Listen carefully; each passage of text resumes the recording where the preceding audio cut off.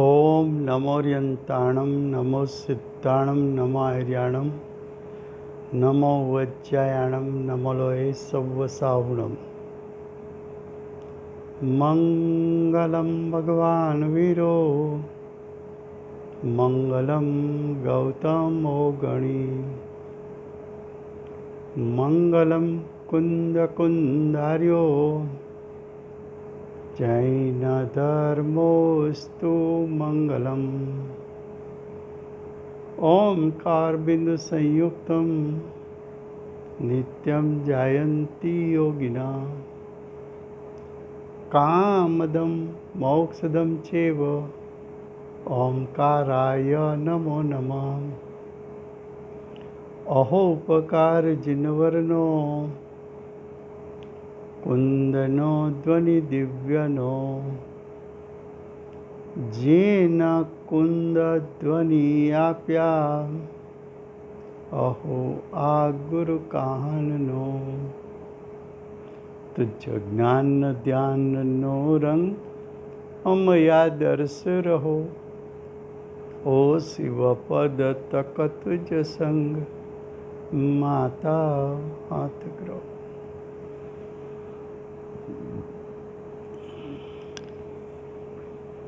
આ અષ્ટપાહુર નામનું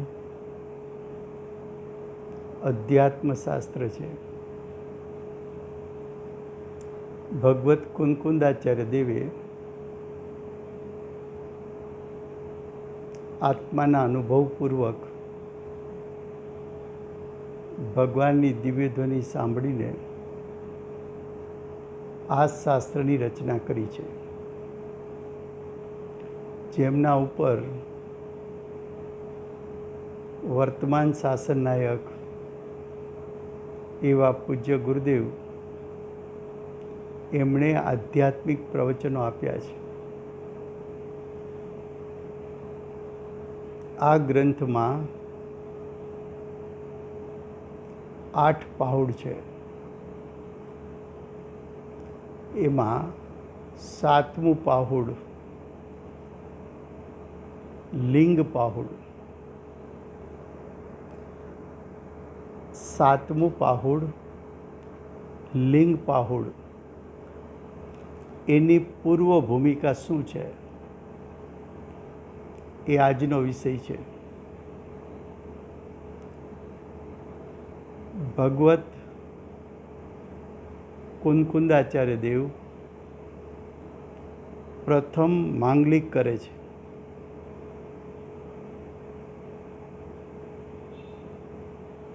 માંગલિકમાં એમ કહે છે, હું અર્યંત પરમાત્માને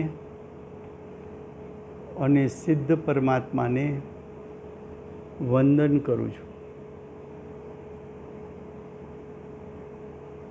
અર્યંત અને સિદ્ધ પરમાત્માને વંદન કેમ કર્યું? તો કે આ અધિકાર લિંગ પ્રાભૃત છે. લિંગ પ્રાભૃત એટલે શ્રમણનું લિંગ. શ્રમણલિંગ એટલે મુનિલિંગ. મુનિલિંગ એટલે ભાવલિંગ પૂર્વક દ્રવ્યલિંગ.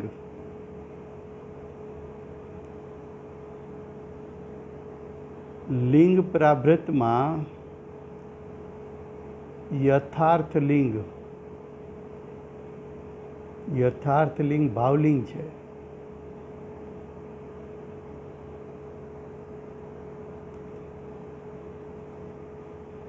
લિંગ પાઉડ એટલે નિગ્રંથ મુનિપણું. નિગ્રંથ મુનિપણું માત્ર દ્રવ્યલિંગથી મોક્ષની પ્રાપ્તિ થતી નથી. યથાર્થ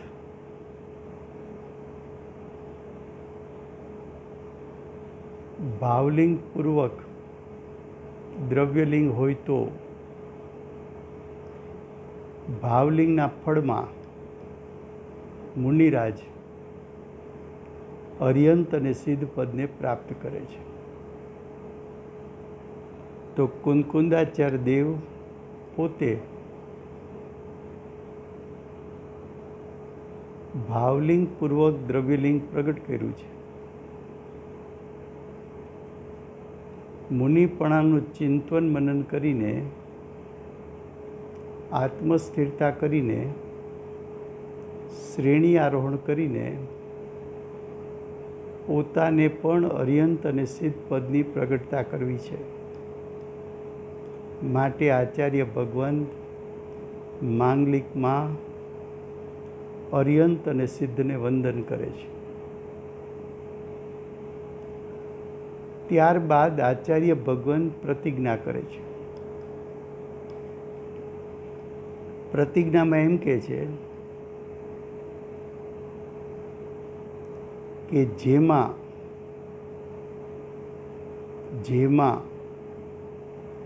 શ્રમણલિંગનું નિરૂપણ છે. શ્રમણલિંગ એટલે મુનિલિંગ, યથાર્થ ભાવલિંગ પૂર્વક દ્રવ્યલિંગ એને શ્રમણલિંગ કીધું. જેમાં શ્રમણલિંગનું નિરૂપણ છે તેવા પાહુડ શાસ્ત્રને હું કહીશ. એટલે આચાર્ય ભગવંતે પ્રતિજ્ઞા કરી છે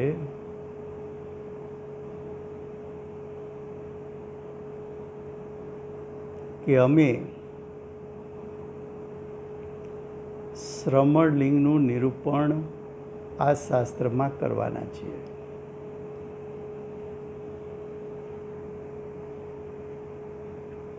હવે શ્રમણલિંગનું વર્ણન શા માટે કરવા માગે છે?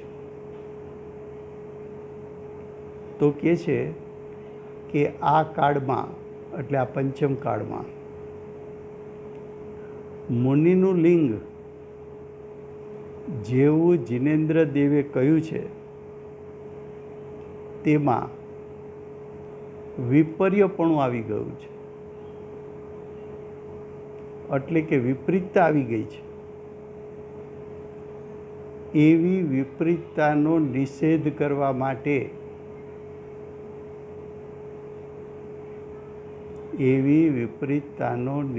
કરવા માટે આ લિંગ પાહુડની રચના કરું છું. બહુ જ આ માર્મિક વાત છે પ્રતિજ્ઞાની. વર્તમાન કાળે 363 પાખંડમત વર્તે છે.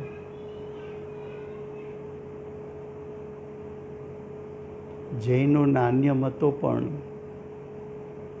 પ્રવર્તે છે. એવા કાળે સાચો મોક્ષ માર્ગ કયો, કોને મોક્ષ માર્ગ કેવો કે જેનું ફળ મોક્ષ આવે, તો સાચો મોક્ષ માર્ગ વર્તમાન કાળે જોવા મળે એ બહુ દુર્લભ છે.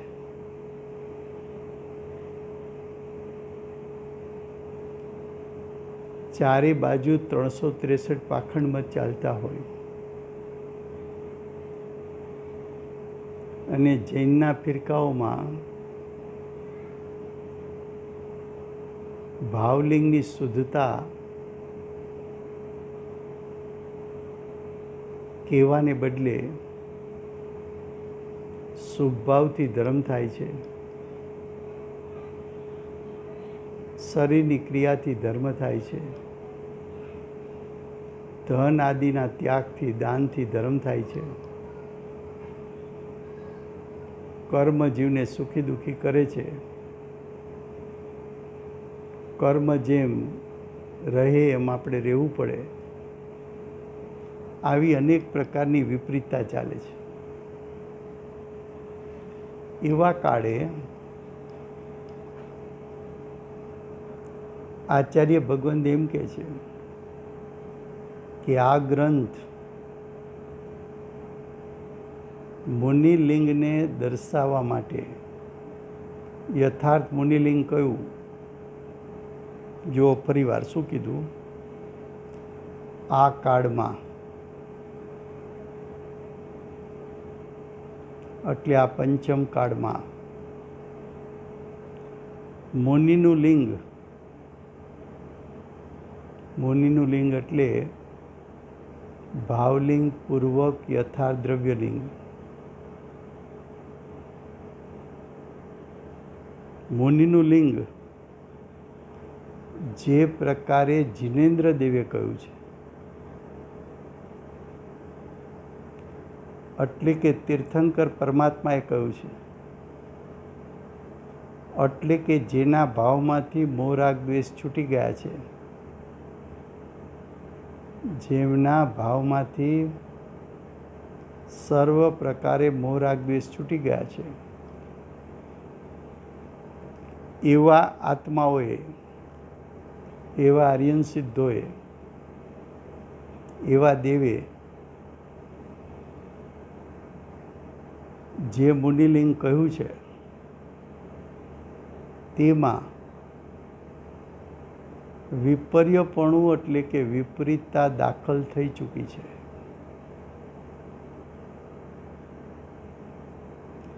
એવી વિપરીતતાનો નિષેધ કરવા માટે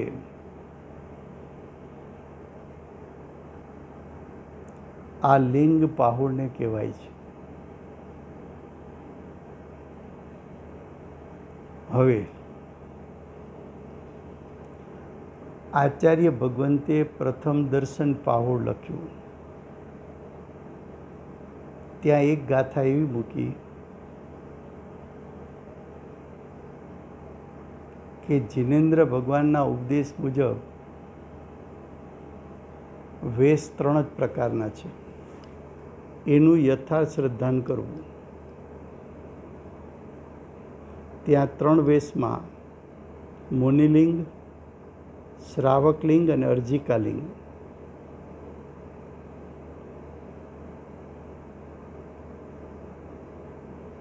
આ 3 જ લિંગ યથાર્થ લિંગ છે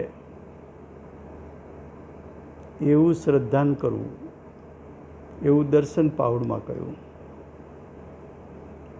સૂત્ર પાહુડમાં એમ કહ્યું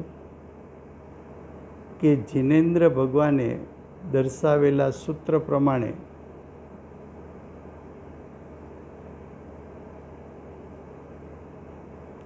લિંગના પ્રકાર 3 છે.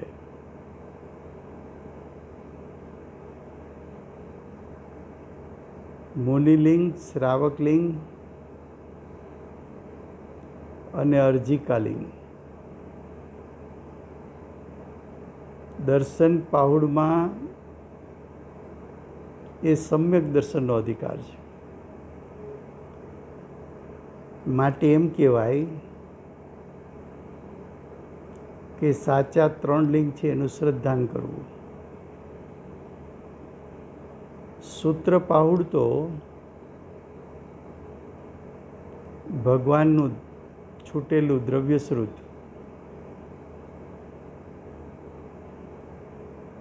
ભગવાનની દિવ્ય ધ્વનિ એને ગ્રહણ કરનારા શ્રુત જ્ઞાનથી ગ્રહણ કરે, માટે દ્રવ્યશ્રુત. એટલે બીજા અધિકારમાં 3 લિંગનું યથાર્થ જ્ઞાન કરવાનું કીધું. પહેલામાં શ્રદ્ધા ને અહીંયા જ્ઞાન. ત્યાં પણ એમ જ કહ્યું કે મુનિલિંગ, શ્રાવકલિંગ અને અર્જિકાલિંગ 3 જ છે. ત્રીજા અધિકારમાં ચારિત્ર પાહુડમાં આચાર્ય ભગવંતે એમ કીધું કે ચારિત્ર 2 પ્રકારના છે. એક સમ્યક ચરણ ચારિત્ર અને બીજું સંયમ ચરણ ચારિત્ર. સંયમ ચરણ ચારિત્ર 2 પ્રકારના છે. શ્રાવકનું ચારિત્ર અને મુનિનું ચારિત્ર.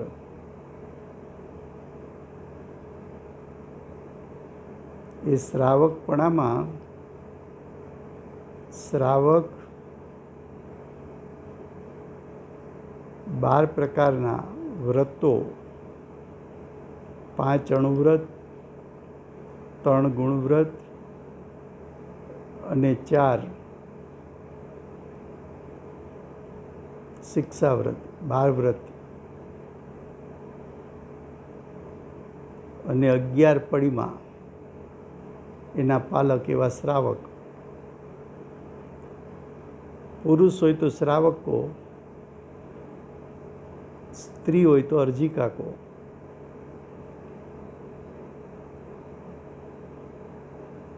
એને એક દેશ સંયમ ચરણ ચારિત્ર છે.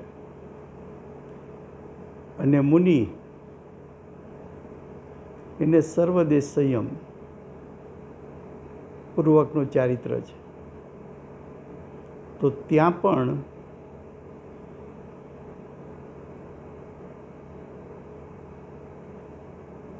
ચારિત્ર પાહુડમાં પણ દર્શન પાહુડ, સૂત્ર પાહુડની માફક લિંગ 3 જ બતાવ્યા.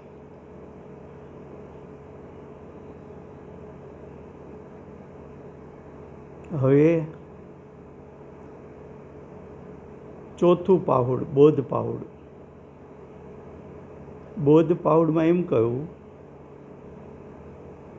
કે સમ્યક દર્શન જ્ઞાન ચારિત્ર પ્રગટ કરવું હોય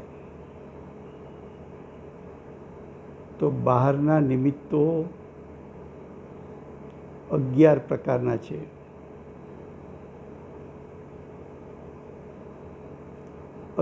પ્રકારના બહારના નિમિત્તોમાં આયતન, ચૈત્ય ગ્રહ, ચૈત્ય, દર્શન, જીન પ્રતિબિંબ, જીન મુદ્રા, જ્ઞાનપદ, દેવ, તીર્થ, અરહંત અને દીક્ષા 11 સ્થાન બતાવ્યા. એ 11 સ્થાન ઉતાર્યા મુનિલિંગમાં, આચાર્ય અને સિદ્ધમાં.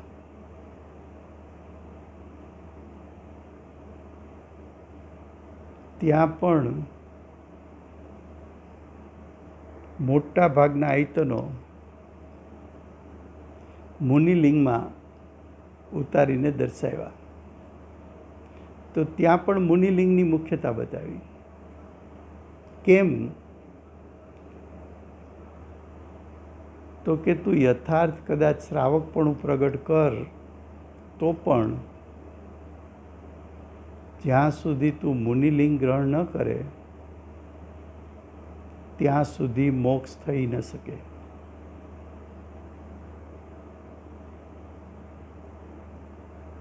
સ્ત્રીઓને મોક્ષ હોતો નથી. પુરુષ દેહ ધારણ કર, એમાં તું મુનિપણું ગ્રહણ કર તો મુનિપણું લીધા વગર મોક્ષ થતો નથી. ભાવ પાઉડમાં કયો ભાવ મુખ્ય છે? તો કે મોક્ષ માર્ગ અને મોક્ષ એ ભાવ મુખ્ય છે. તો મોક્ષ માર્ગ કયો? તો એ પણ મુનિલિંગ થયું.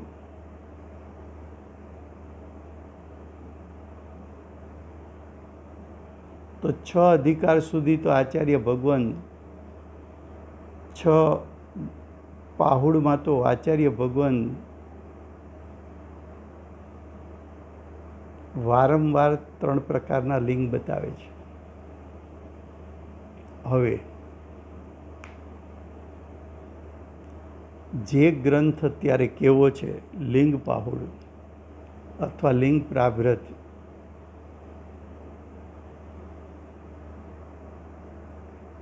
તો લિંગ પ્રાભૃતમાં મુનિનું સ્વરૂપ, યથાર્થ મુનિનું સ્વરૂપ, યથાર્થ મુનિનું સ્વરૂપ બે પ્રકારે કહી શકાય. એક અસ્થિથી, બીજું નાસ્તિથી. અસ્થિથી મુનિલિંગની ચર્ચા, એનું કથન આચાર્ય ભગવંતે બોધ પાઉડમાં કર્યું.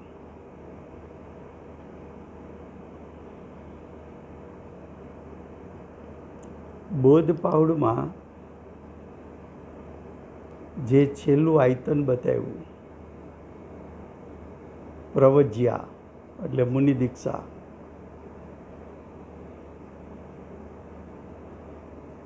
દીક્ષાનું સ્વરૂપ કયો કે મુનિનું સ્વરૂપ કયો એક જ છે. ત્યાં દીક્ષાનું સ્વરૂપ આચાર્ય ભગવંતે એટલું જોરશોરથી સચોટપણે અસ્થિથી બતાવ્યું કે મુનિનું સ્વરૂપ હોય તો આવું જ સ્વરૂપ હોય. ખરેખર પાંચ ઇન્દ્રિય અને મનને એકાગ્ર કરીને છેલ્લું આયતન બોધ પાઉડમાં પ્રવજ્યા કે મુનિ દીક્ષા, એનો અભ્યાસ ઊંડાણપૂર્વક કરે તો એવું મુનિપણું 363 પાખંડ મતમાંથી એક પણ મતમાં જોવા મળતું નથી.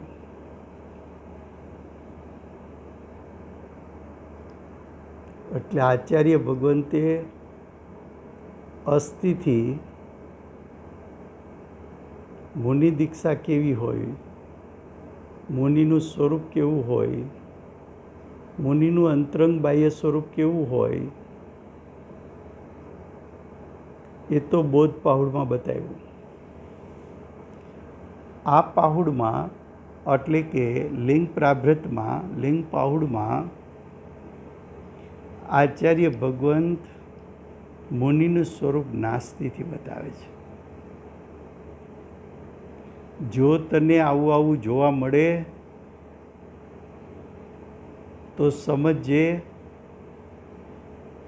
કે આ ભાવલિંગી મુનિ નથી, યથાર્થ મુનિ નથી.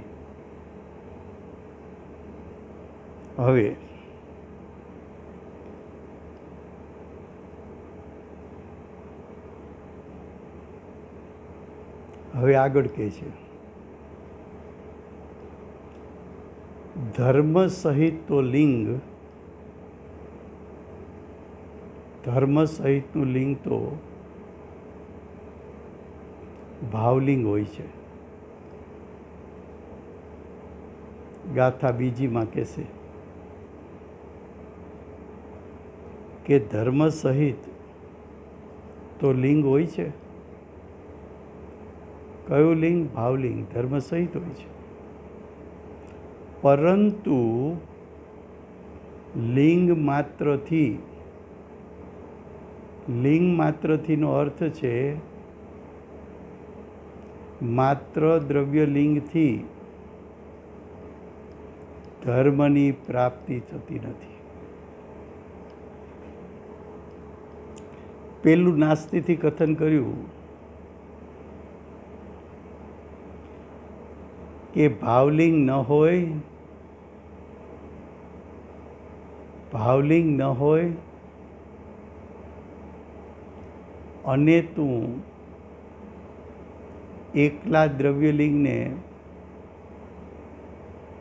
મુનિપણું માન તો એ વાત યથાર્થ નથી. પછી આગળ કહે છે, હે ભવ્ય જીવ, તું ભાવરૂપ ધર્મને જાણ એટલે કે ભાવલિંગ સ્વરૂપને તું જાણ. કેવળ લિંગથી એટલે કે એકલા દ્રવ્યલિંગથી, માત્ર દ્રવ્યલિંગથી તારું શું કાર્ય થશે?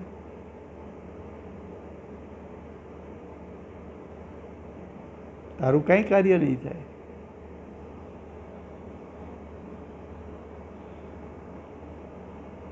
એકલું દ્રવ્યલિંગ હોય તો એનો નિષેધ કર્યો. એનાથી મોક્ષની પ્રાપ્તિ થતી નથી. એકલું દ્રવ્યલિંગ હોય તો એ મોક્ષ માર્ગ પણ નથી અને મોક્ષ પણ નથી. હવે આગળ કહે છે કે ઘણા દ્રવ્યલિંગ ધારણ કરીને કુક્રિયાઓ કરે છે.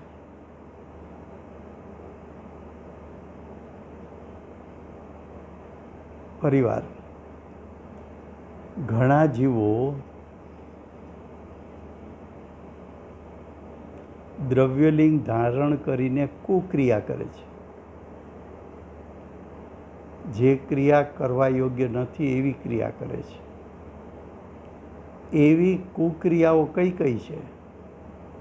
કુક્રિયાનું સ્વરૂપ શું? એનો અર્થ એમ કે અમે જે હમણાં દર્શાવશું એવી કુક્રિયા જોવા મળે તો એ સાચા મુનિ નથી,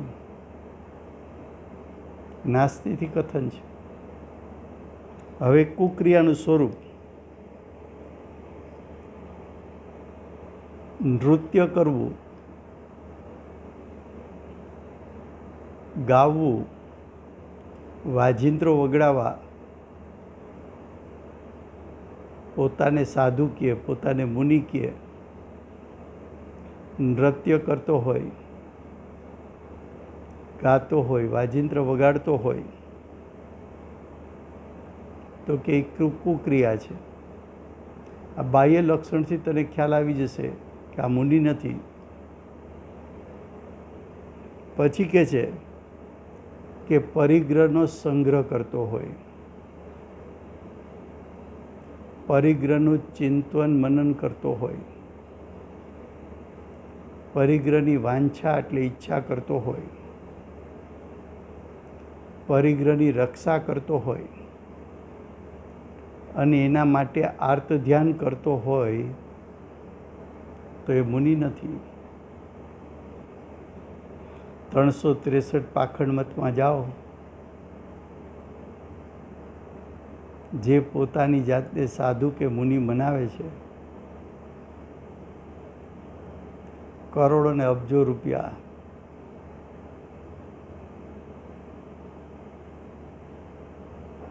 આપણા ગુરુદેવ તો મુનિ નહોતા, પણ કોઈ પગ પાસે પણ રૂપિયા મૂકવા આવે તો ગુરુદેવ કે બધું અહીં નહીં કે એ ટ્રસ્ટના પ્રમુખ રામજીભાઈ ત્યાં જાઓ.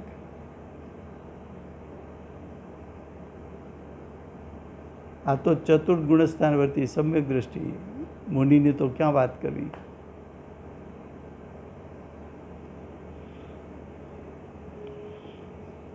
પછી જે મુનિ ઘણા માનથી ગર્વિત હોય,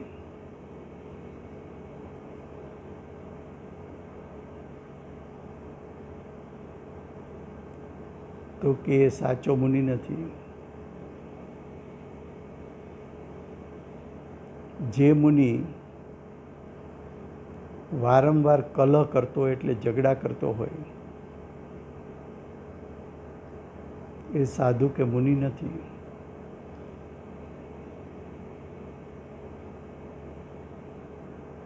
અબ્રહ્મનું સેવન કરતો હોય, સ્ત્રીઓની વચ્ચે રહેતો હોય તો એ સાધુ નથી. આવી કુક્રિયા કરે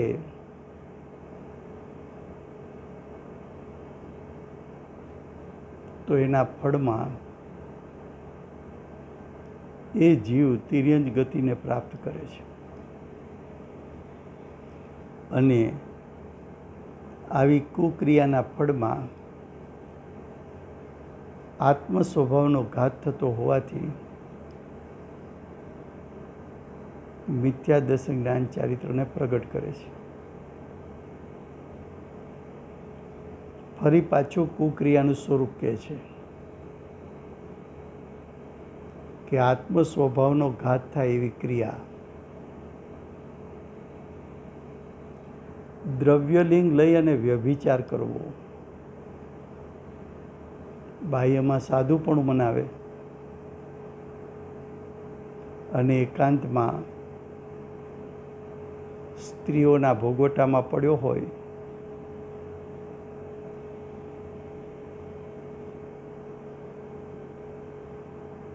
પછી કહે છે પાપ બુદ્ધિવાળો હોય,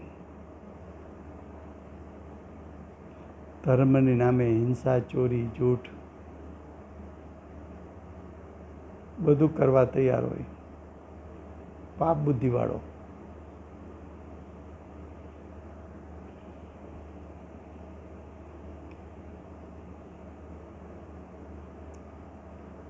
પછી કે છે જેની પાસે સ્વભાવ અમૃત જેવો છે પણ વર્તન ઝેર જેવું કરે તે કુક્રિયા છે.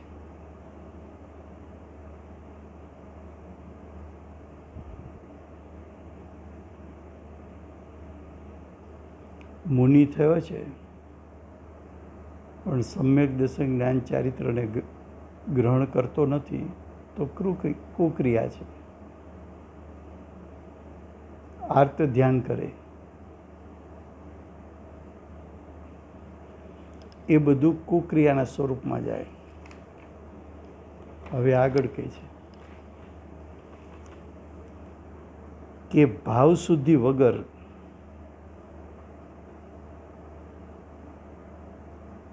ભાવલિંગ તો પ્રગટ થયું નથી. બાહ્યમાં દ્રવ્યલિંગ લીધું છે અને ઊભો છે કુક્રિયામાં.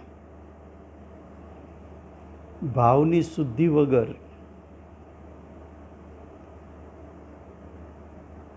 ગ્રહસ્થ પદ છોડે. શું કીધું? ભાવની શુદ્ધિ કરી નથી. ગ્રહસ્થ એટલે શ્રાવકપણું છોડ્યું,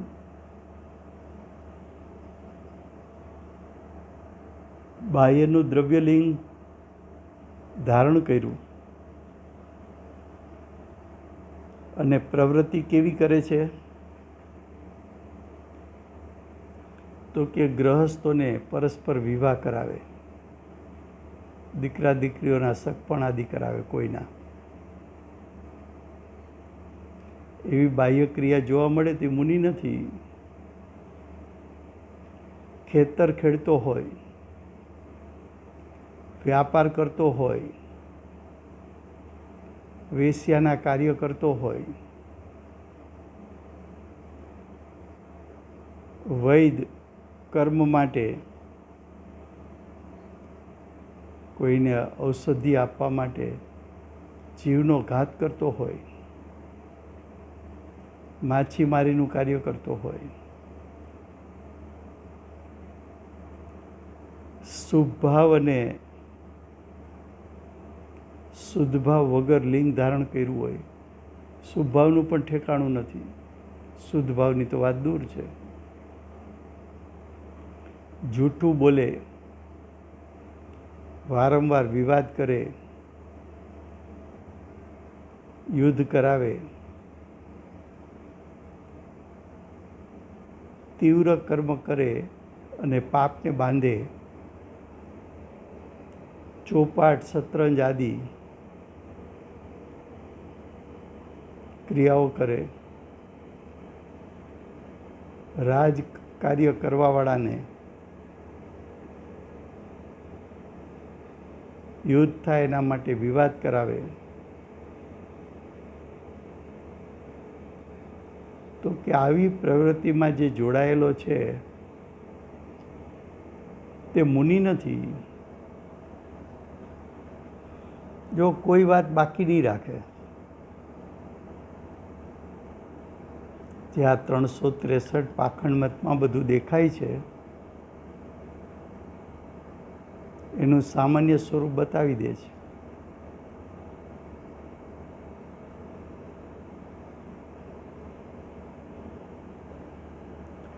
દ્રવ્યલિંગને ધારણ કર્યું હોય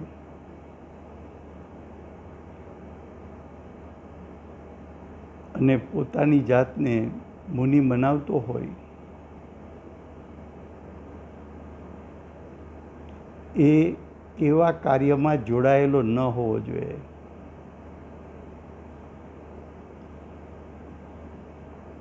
તો કે લિંગ ધારણ કર્યું છે, યોગ્ય કાર્ય કરતો નથી એટલે ભાવલિંગ પ્રગટ કરતો નથી. એવા જીવને રત્નત્રયની પ્રગટતા નથી. નિશ્ચયપૂર્વકનો વ્યવહાર નથી. 12 પ્રકારના તપનું પાલન નથી. 5 ઇન્દ્રિય પર વિજય મેળવ્યો નથી. 13 પ્રકારનું ચારિત્ર, 5 મહાવ્રત, 5 સમિતિ, 3 ગુપ્તી, એનું પાલન કરતો નથી. 6 કાયના જીવોની રક્ષા કરતો નથી. 6 આવશ્યકને પાડતો નથી.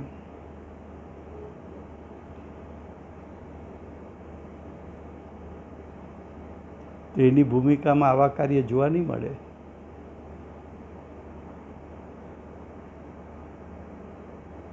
નિશ્ચયપૂર્વકનો વ્યવહાર એના ભૂમિકામાં જોવા નહીં મળે. 13 પ્રકારના ચારિત્ર એનું પાલન કરતો નથી.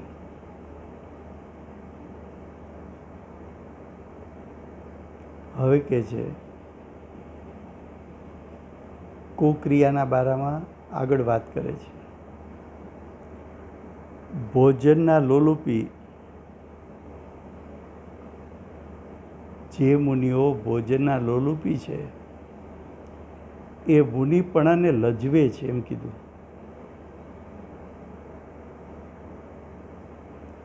ભોજન પ્રત્યે અતિ આસક્તિ હોય, કામ સેવનની ઈચ્છા હોય, પ્રમાદી હોય, વ્યભિચારી હોય, કામ સેવન માટે છળકપટ કરે,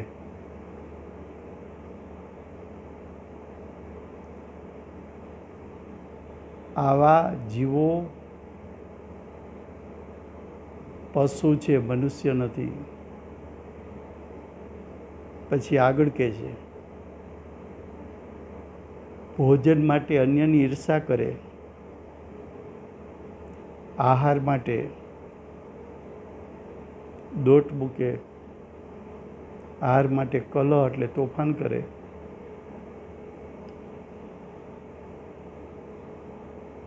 તો કે આવા જીવો જીનમાર્ગી નથી, જીનેન્દ્ર ભગવાને બતાવેલા માર્ગ ઉપર નથી.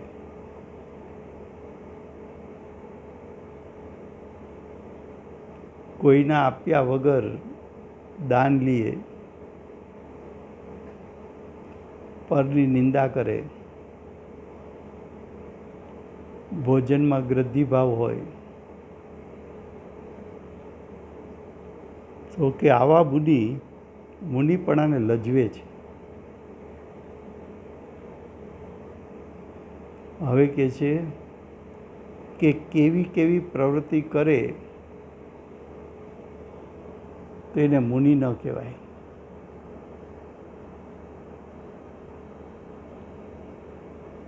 તો કે છે દોડે છે, ઉછળે છે,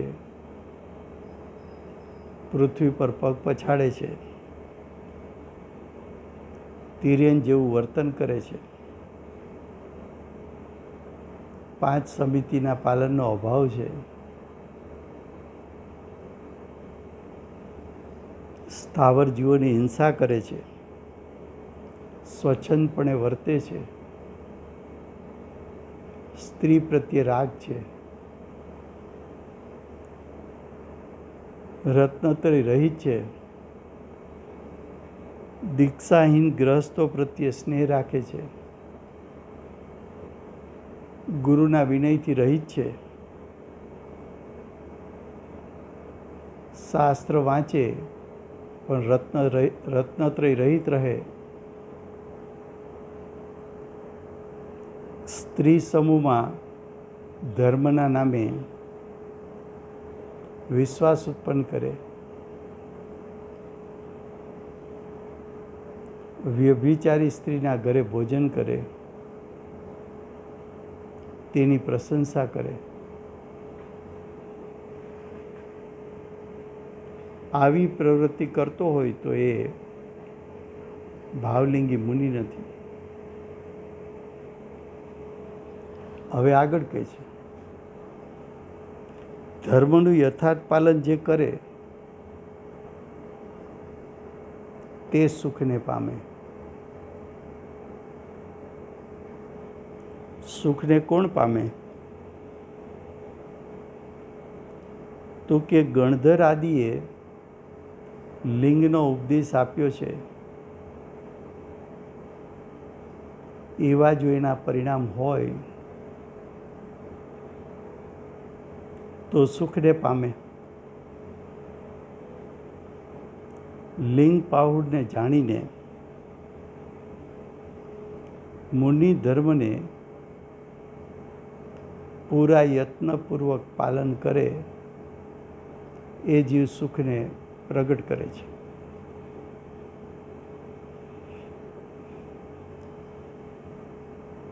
સાચા ભાવલિંગી સંત હોય તો મુનિ ધર્મના રક્ષક હોય છે.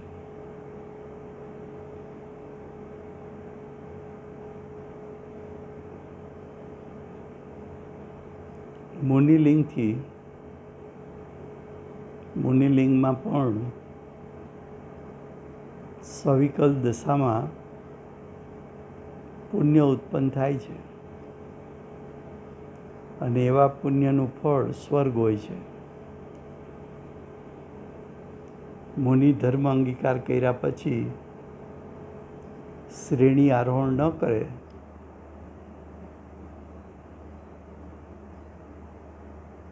અને દેહ વિલય થઈ જાય તો મુનિપણામાં કરેલો શુભ ભાવ એનું ફળ સ્વર્ગની પ્રાપ્તિ કરે.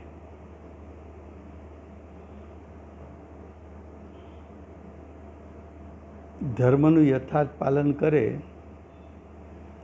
તો ચિંતામણી રત્નને પામે છે. ઉત્તમ સ્થાન મોક્ષની પ્રાપ્તિ કરે છે. ભાવલિંગી સંતે કુસંગતિ ન કરવી, યત્નપૂર્વક મુનિ ધર્મ પાલનથી મોક્ષની પ્રાપ્તિ કરવી. યત્નપૂર્વક એટલે શ્રેણી આરોહણ કરી મુનિ ધર્મનું પાલન કરી મોક્ષની પ્રાપ્તિ કરવી. પરિસવ ઉપસર્ગથી આવા મુનિઓ ચલાયમાન થતા નથી. આવો સર્વજ્ઞનો ઉપદેશ છે.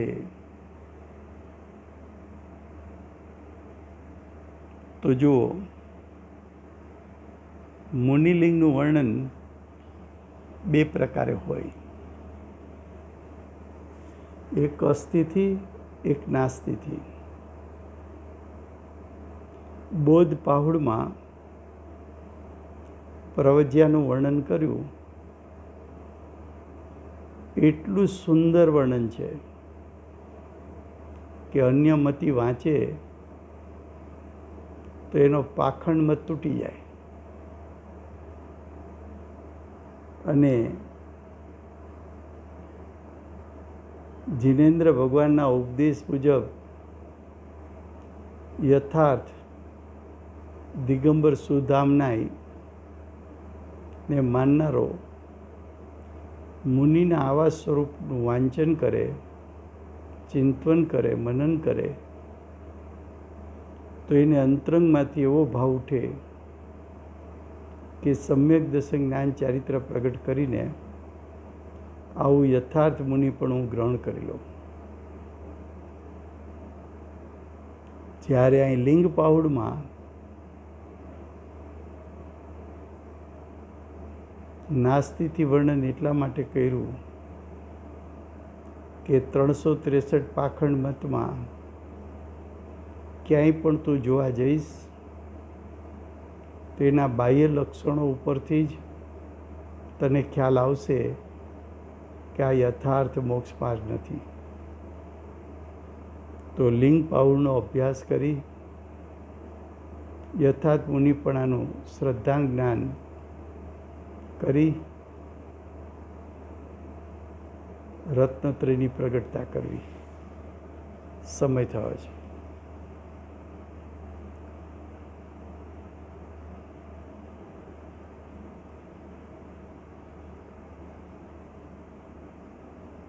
અનંત ચતુષ્ટયના ધારક શ્રી સિમંદર ભગવાનનો જય હો. મહાવિદ્ય ક્ષેત્રથી વાણી લાવનાર શ્રી કુંદકુંદાચાર્ય દેવનો જય હો. મહાવિદ્ય ક્ષેત્રથી તીર્થંકરની વાણી સાંભળી પૂર્વ સંસ્કાર સાથે લાવનાર પરમ કૃપાળુ શ્રી સદગુરુદેવનો જય હો.